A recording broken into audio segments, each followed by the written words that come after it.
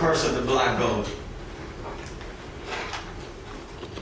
From the soil we bleed black, and for our kind history has always treated us crude. And not speaking specifically about the 400-year debacle, although that too, but more like the oily aspect of things. You see, it gets messy even when it doesn't spill. When the gift becomes a curse, then they must pillage the village of course, and they pillage the village of trust, and it all comes at a cost.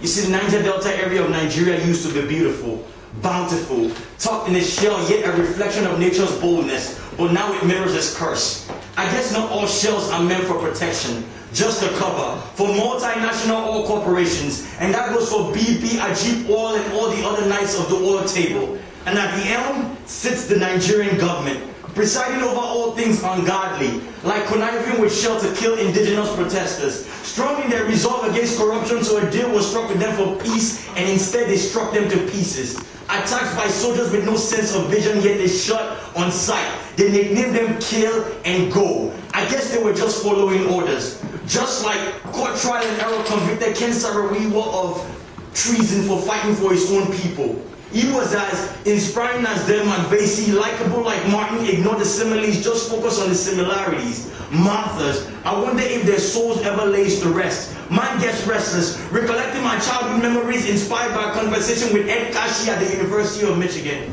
During his exhibit, The Curse of the Black Gold, and a particular picture stood out of two men half-clothed and drenched after cleaning up an oil spill. You see, it gets messy even when it does spill. It gets messy when you're engulfed in wildlife and vegetation destruction.